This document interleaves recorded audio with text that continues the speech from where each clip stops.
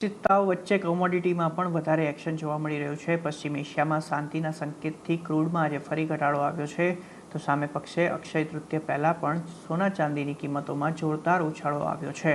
કોમોડિટીના એક્શનની વધુ વિગત લઈએ સહયોગી આરતી મહેતા પાસેથી। આરતી, ખાસ કરીને સૌથી પહેલાં તો ક્રૂડની ચાલ સમજીએ। ક્રૂડના ઉપલા સ્તરેથી ઘટાડાના પાછળ શું કારણો દેખાઈ રહ્યા છે? जी कमोडिटीज़ની વાત કરી લઈએ તો આજે અહીંયા થોડું ઉતાર ચઢાવ આપણને બનતા દેખાઈ રહ્યા છે। સૌથી પહેલાં ક્રૂડ સાથે શરૂઆત કરીએ તો જે રીતે અહીંયા દબાણ આપણને બનતું દેખાઈ રહ્યું છે। ઓલમોસ્ટ એક દિવસની વાત કરી લઈએ તો 10%થી વધારે આપણને કિંમતો ઘટતી જોવા મળી છે। WTIમાં એક ઘટાડો છે, બ્રેન્ટમાં એક નરમાશ આપણને આવતી દેખાઈ રહી છે અને આની સાથે ફિઝિકલ બ્રેન્ટના ભાવમાં પણ દબાણ આપણને બનતું જોવા મળ્યું છે।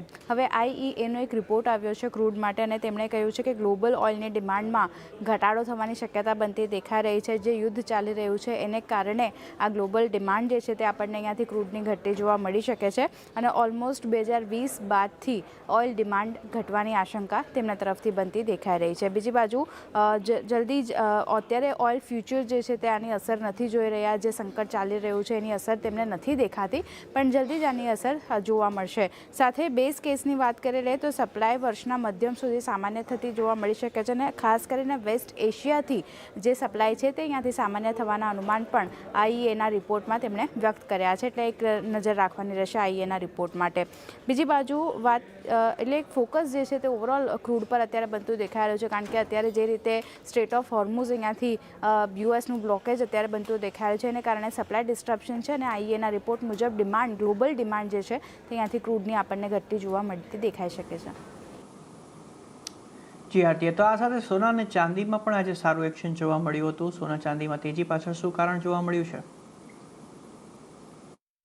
જી, જો બીજી બાજુ હવે સોના ચાંદીની વાત કરી લઈએ તો આપણે જાણીએ છીએ કે 19 એપ્રિલ એટલે રવિવારે અક્ષય તૃતીયા છે અને અક્ષય તૃતીયા પહેલાં ફરી એકવાર સોના ચાંદીની કિંમતોમાં આપણને ઉછાળો જોવા મળતો દેખાઈ રહ્યો છે।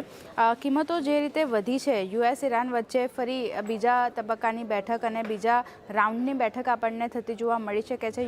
ડોનાલ્ડ ટ્રમ્પ તરફથી તેવા નિવેદનો ખાસ કરીને આવતા દેખાયા છે કે આવતા સપ્તાહ જે ડેડલાઇન છે ખાસ કરીને સીઝફાયરની તે અહીંયાથી પૂર્ણ થવા પહેલાં ફરી એકવાર ઈરાન સાથે તેઓ ચર્ચા કરતા જોવા મળી શકે છે। એટલે શાંત યુદ્ધ ક્યાંય ને ક્યાંય થાય તેવી સંભાવના અત્યારે ગ્લોબલી બનતી દેખાઈ રહી છે અને કારણે સોના ચાંદીની કિંમતોમાં ફરી એકવાર ઉછાળો જોઈ રહ્યા છે।